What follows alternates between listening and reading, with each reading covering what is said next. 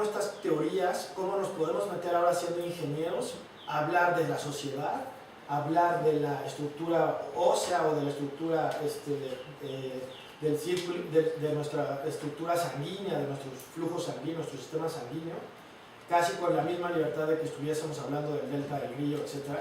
¿Hacia dónde nos va a llevar esas aproximaciones entre esa línea que antes era muy clara entre lo animado y lo inanimado? ¿Qué nos puedes decir, Jaime? Gracias, muy amable con el planteamiento y pues, una especie de resumen realmente. Yo te lo agradezco. Yo creo que no lo puedo hacer.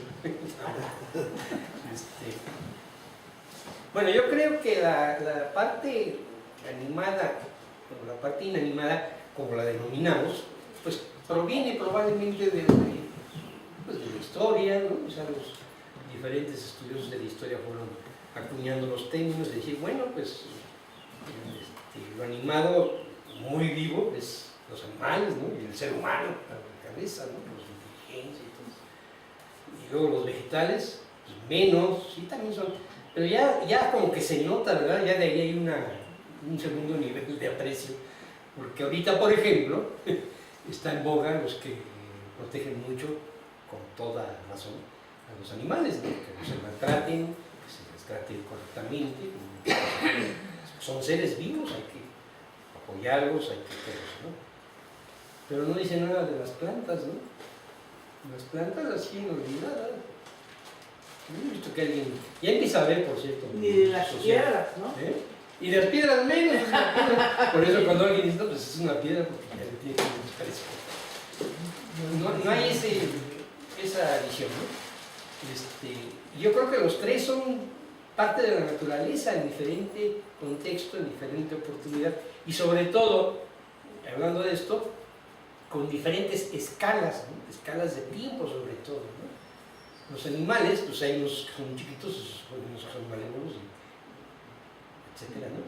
Pero el animal con el que convivimos a nuestra propia escala, como son los gatos, los perros, los caballos, tienen una vida de un cierto número de años, más o menos cercana a la ser humano. Las plantas no, las plantas pues puede que se tarden más, hasta el árbol del tule, por ejemplo, ¿no? O puede que se tarden menos, ¿no? Un perejil que apenas lo terminaron de cultivar durante un mes o algo así, ya que no lo comemos, ¿no? Le damos diferentes valores, ¿no? Pero son igualmente reconocibles, ¿no? Y los minerales, pues porque nunca los vemos, ya los estamos viendo ahora, después de millones de años, no iba a decir miles, pero son millones de años que se formaron, y sin embargo, sus efectos los sentimos, ¿no? Los sismos y los grandes problemas hidrológicos tienen que ver con eso, ¿no? Y no los entendemos todavía porque no hay manera de, ahorita, con las simulaciones y los métodos numéricos, por ejemplo, como el caso de José Chico, se puede entender mejor cómo son los sismos, ¿no? Los sismos, en definitiva, no son predecibles. Sin embargo, va a llegar un momento en que a lo mejor sí lo sean, con los modelos. Decir, mira, esto, ya logramos medir cómo está la... Es que tiene que ver todo, ¿no? Perdón si me disparo un poquito, ¿no? Por ejemplo, para medir cosas en el interior de la Tierra, pues nada más hay para medir qué tan bueno está un recurso petrolero, ¿no? Un manto petrolífero. ¿Por qué? Pues porque hay mucho dinero interesado en ello, ¿no? Pero no ha habido más que, y es reciente relativamente, las redes sismógrafos, pues tiene 20 años, hubo unos desde hace tiempo, pero muy pocos, ahora hay bastantes, todavía no son suficientes, el costo, quien lo paga, etcétera, pero son pocos, ¿no? No hay, creo que no hay, a lo mejor ya me equivoco, ya hay algún experimento para medir cosas, por ejemplo, las placas que están ahora de moda, ¿no? Las placas tectónicas. Si se pudieran medir cosas ahí, seguro que los modelos que se están haciendo, que se están utilizando, se podrían mejorar, y entonces sí se puede decir, miren, aquí según medimos, no cuando ya pasó el sismo, ¿no? Con el sismógrafo, sino aquí estamos midiendo que la roca hace un mes estaba en un estado de esfuerzos X, y ahora ya cambió, ya se agudizó su estado, y acá, pues mira, aquí de plano, a mí se me hace que sí va a haber un sismo en unos días, que sí, ya sería un gran avance, ¿no? Entonces, son escalas de tiempo, ¿no? Porque sí. Eso lo dijiste porque sí o porque sí te hace. Es que me distraje. ¿Perdón? Un segundo me distraje.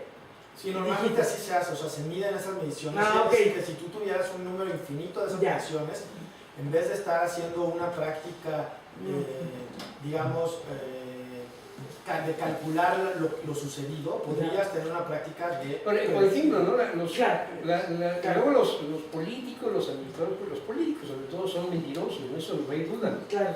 Por ejemplo, no se puede predecir un sismo. Eso yo lo digo porque yo sé. Claro. Digamos, no es que sepa mucho, pero... Usted sabe el tema. Pero por ejemplo, la cuestión hidrológica, esa es más fácil de saber. ¿No? Ya se han tenido grandes desarrollos, ¿no? Yo lo sé porque tenemos un amigo que es el hidrólogo número 1, según entendemos, en México, ¿no? Ramón Domínguez. Él nos ha dicho que hace 50 años la única historia hidrológica que había era obviamente en Estados Unidos, tiene más recursos, más información, y era de no más de 50 años a su vez, ¿no? O sea, no sabían de la historia hidrológica de Estados Unidos, del territorio americano, más allá de 100, 150 años, ¿no? En México no había nada hace 50 años. Ahora ya hay más información.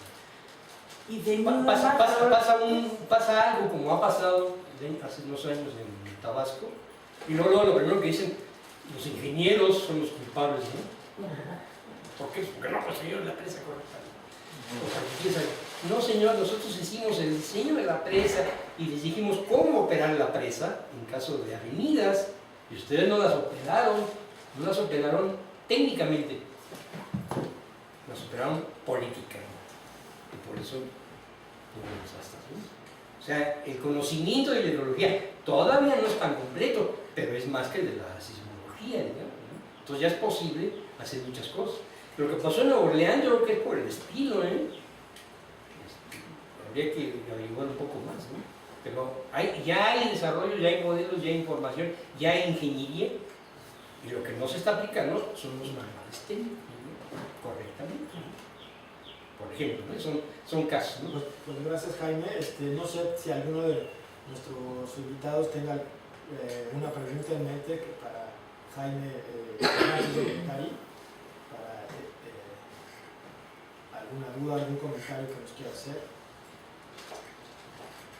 Toda la información, perdón, rápidamente, toda la información que se trató aquí la tengo documentada en papel, en libros, etcétera, es abierta, Si está gusta a su dejarnos disposición. su correo electrónico, Yo se les los voy a mando, mandar. de los libros hasta Les la... voy a mandar las... Tengo suficiente amistad con Adrián Bellén, que digo que no le va a importar que les regale sus libros a todos.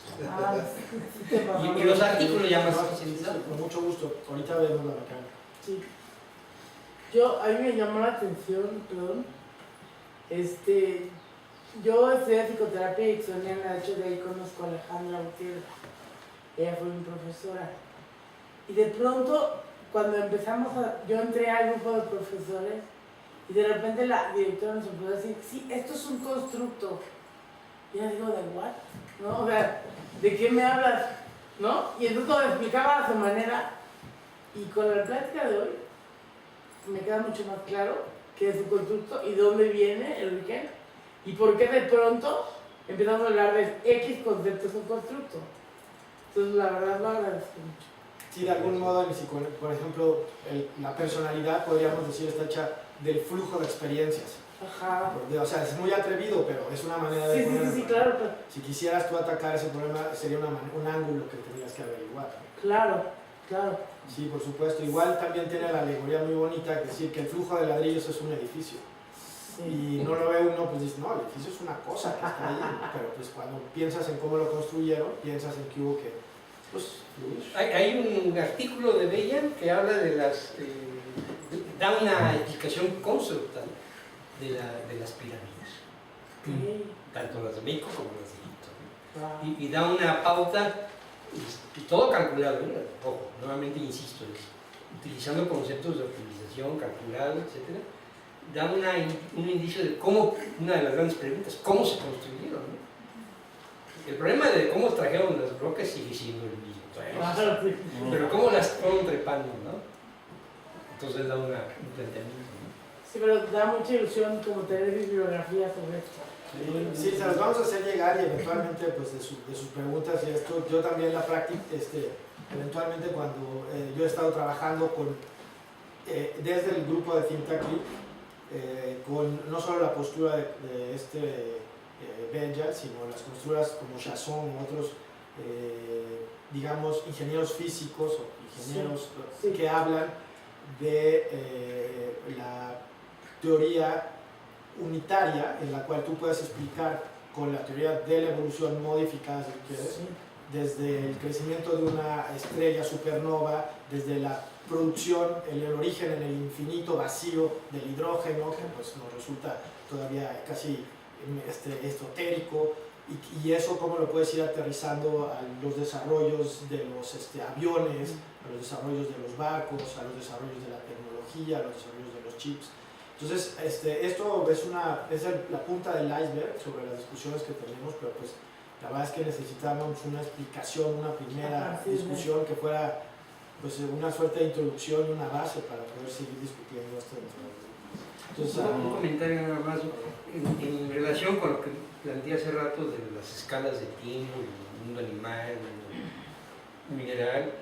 Se me pasó, el mundo vegetal es muy interesante, ¿no? Porque nos ofrece la oportunidad de conocer más sobre todos los aspectos evolutivos e incluyendo las modificaciones al entorno, las condiciones globales de esa optimización, de una manera rápida, porque las plantas, salvo yo cuando me quedé en el túnel, que sí tiene como 1000 años o algo así. No, las plantas, observar una planta, cómo crece, qué pasa si le cortan un ojo, qué pasa si la van a cortar. Es increíble, ¿no? Pero evoluciona tan rápido que en semanas ya tiene una respuesta de algo, ¿no? Y lo puede uno ver, es la escala de observación, ¿no? Con los animales no es tan fácil porque hay que... Pues agradecemos nuevamente, perdón. Ya nos van a ver. Agradecemos mucho a Jaime Cervantes de Rotary por su participación en este foro de Think Tank League. Esperamos tenerlo en un futuro otra vez. Agradecemos a todos ustedes por su presencia. Bueno, pero faltan preguntas, ¿no? Sí, falta pregunta, perdón. ¿Qué pasó? Digamos, esta cuestión digamos, en términos del modelo que nos planteaste, digamos, una de sus ejes es el tema de la búsqueda de lo óptimo.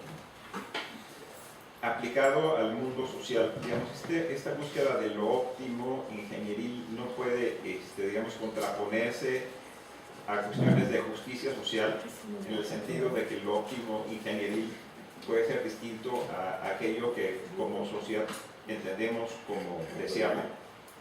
Sí, puede, y de hecho ya hay trabajo en esa línea, ¿no?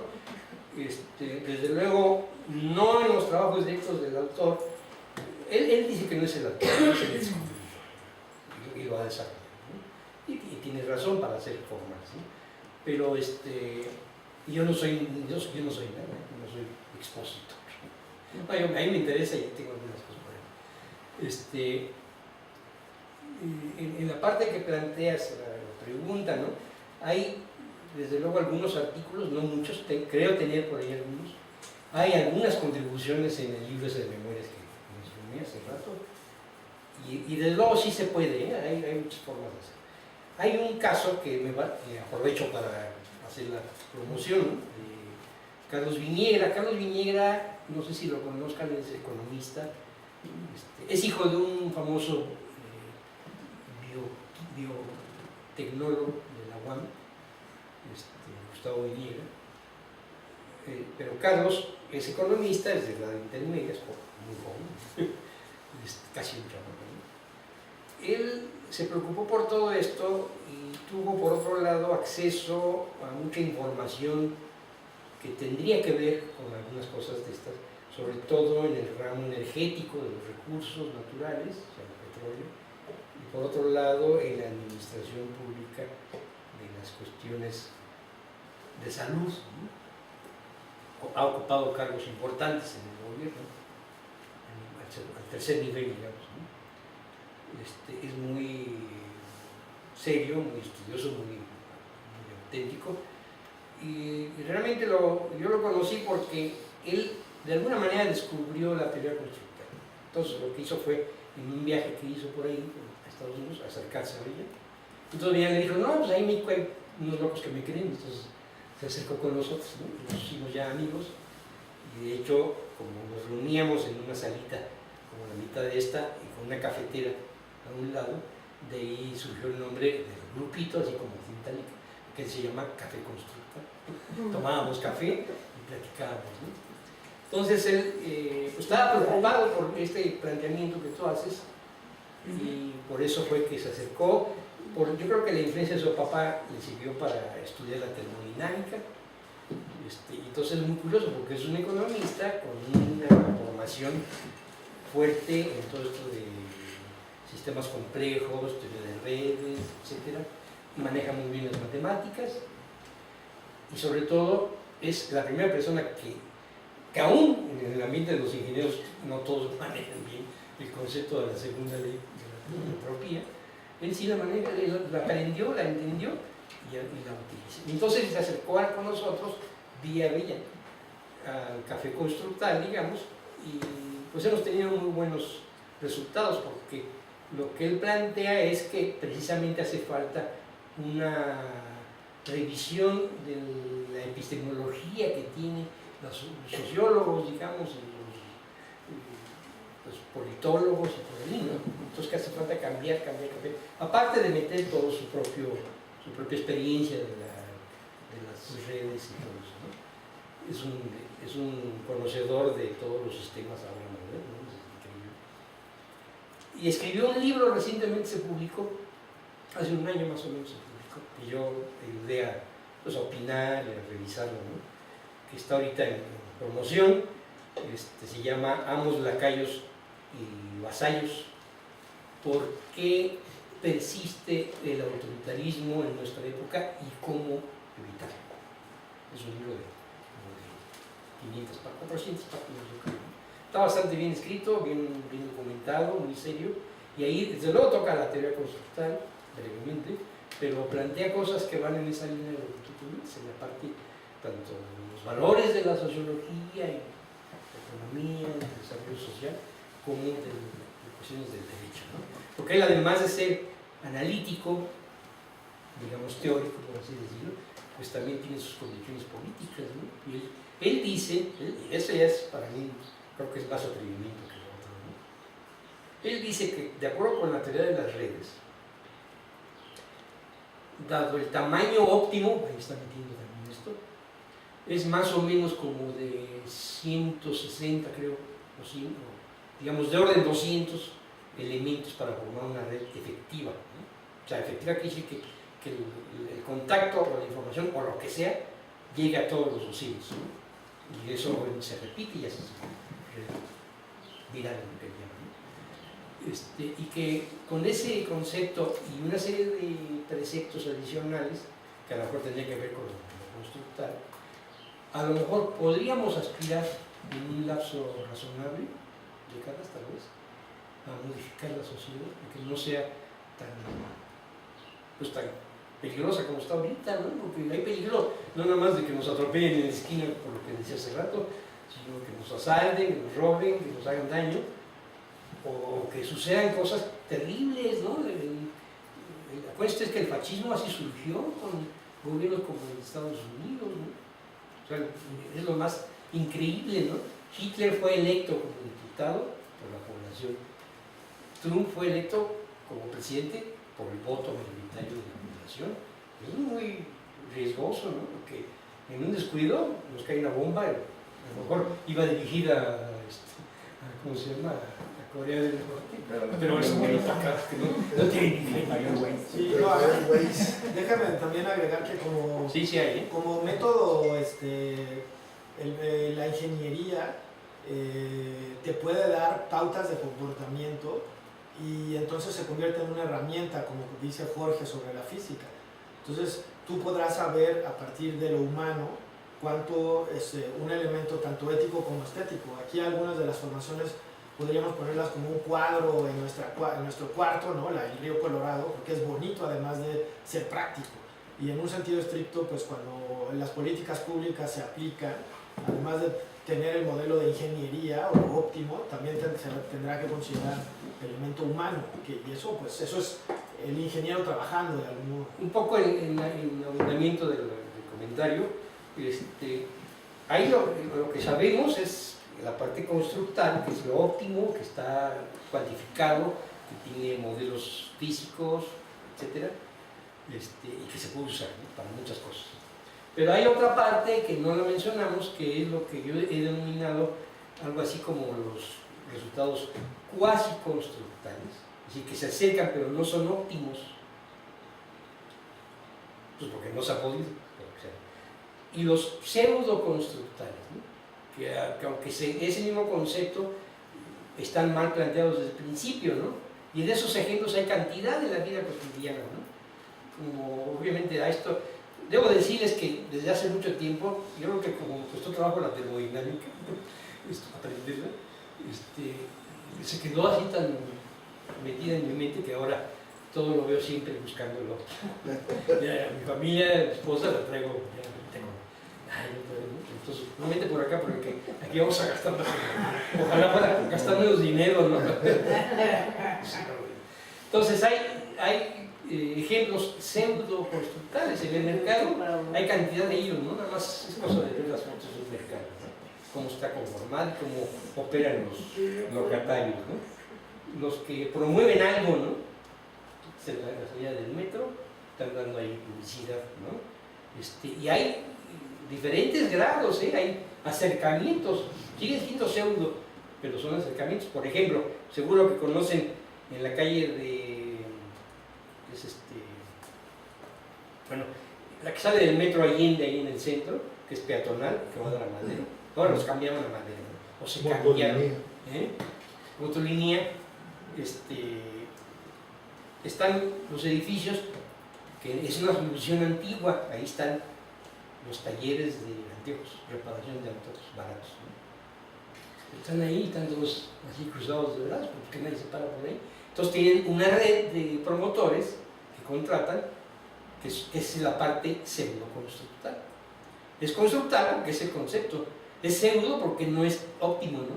Que están dando óptimos. Ven por los Santiago, mi padre, y hay como 40 años. Son pseudo-constructales, que son como esos que están por ahí, ¿no? Pero me acuerdo ¿Cómo que sería eso? Si fuera cuasi constructual, ¿cómo sería? Cuasi es que todavía no logramos establecer un modelo correcto, pero que ya está a punto, ¿no? Yo diría, por ejemplo, la cuestión de hidrológica es cuasi constructal, ¿no? O en el caso del mercado también, El mercado es flujo pseudo, de las porque- personas dentro del mercado Sí, pero ahí no es óptimo, ¿no? no es óptimo ni lo va a ser porque tienen otros valores adicionales, ¿no? Había una señora. Es constructual porque es súbito, o sea, se organizan ellos solos Es natural, digamos. y van siguiendo ese principio de mayor flujo. Los señores que andan haciendo la publicidad y según uno te dan un papelito, ¿no? Suba, busca anteojos, bla, bla, bla, te dan un papelito. Tú, pues, por cortesía lo recibes, ¿no? Pero había una señora que, aparte de dártelo, lo que hacía era, pues, una tarjetita, lo que hacía era esto.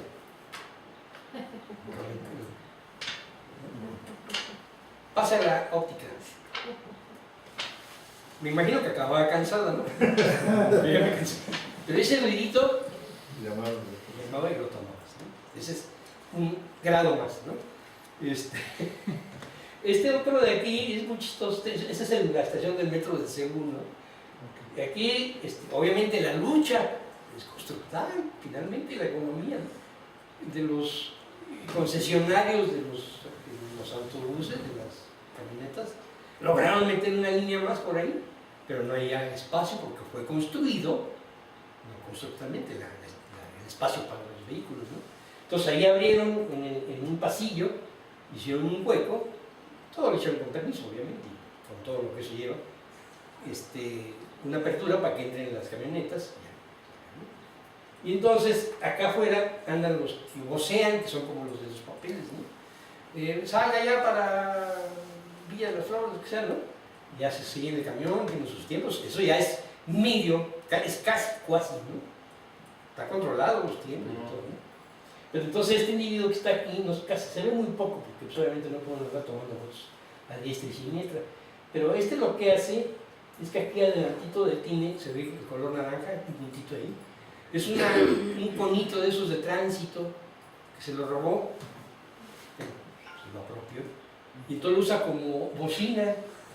Entonces acá, pásenle para venir a tal dirección, a los que van pasando por arriba, para que ya sepan que allá abajo está la camioneta que lo va a llevar al canal 13, ¿no? Entonces este ya es pseudo-constructal, pero mejorado con respecto a los otros, porque este ya les dio la información a los usuarios desde antes de que bajaran las calles. Los camiones de Acapulco, que los hemos visto muy frecuentemente, tienen, en Acapulco, parte de Guerrero está hecho en muchas cosas, pero no todo, ¿no? En Acapulco hay un grave error en el tráfico, que es los taxis tocan el claxon para jalar a los pasajeros, ¿no? Entonces es una pitadera todo el tiempo, ¿no? Son Volkswagen, bueno, pues más o menos. Pero lo grave son estos, que también hacen lo mismo, ¿no? Tocan sus claxons, para decirle al pasajero que va para allá, ¿no? Terrible, ¿no? Eso ahuyenta el turismo, no han resuelto, ¿no? Y luego todavía más tienen sus anuncios luminosos, ¿no? En la noche son realmente, parecen cabarets, ¿no? A lo mejor de noche, en la noche son cabarets. Estos son los anuncios que hacen los promotores de comercio, ¿no? Por estos muñecos que se mueven, ¿no? Hay un defecto, ahí es otro ejemplo de pseudo-constructal, más o menos, ¿no? Los buenos son los que tienen un ventilador centrífugo, es aire que entra por el centro y que se escupe por la periferia, porque le dan una oportunidad a que el muñeco se mueva. En cambio este que es de Monterrey es un ventilador axial, flujo axial, entonces el flujo ya entra así nada más, entonces este muñeco no se mueve nada más así. Sí los han visto, unos y otros, ¿no? Entonces el efectivo, el más constructal, o el menos pseudo-constructal. Y luego este que han creído que además es muy efectivo, ¿no? Y yo creo que no lo es tanto, ya la gente no se fija, ¿no? Los anuncios de las distribuidoras de autos, ¿no? Ponen la música idéntica, a todo el mundo molesta, ¿no? Con unas chicas ahí. Pues depende, los chavitos sí se fijan. ¿Quién sabe? Los de 14. Ya pasamos. Sí, claro que nos compran. Ellos no se compran el coche. El tema es completamente, da para mucho, pues agradecemos. ¿Alguien tiene algún otro comentario? Sí. Por favor. Bueno, Sí, perdón, es que el tiempo ya... Bien, la parte buena de eso. sí. Bueno, muchas gracias. A mí me gustó, tengo como muchas ideas, pero me recordó mucho a una historia que nos enseñaban, creo que de Schopenhauer, no me acuerdo quién, en la formación de los puercoespines en invierno. Y nos la enseñaban en la formación de psicoanálisis para empezar a pensar en polaridades de relación o de experiencia, que en ese entonces nos la enseñaban muy psicoanalíticamente.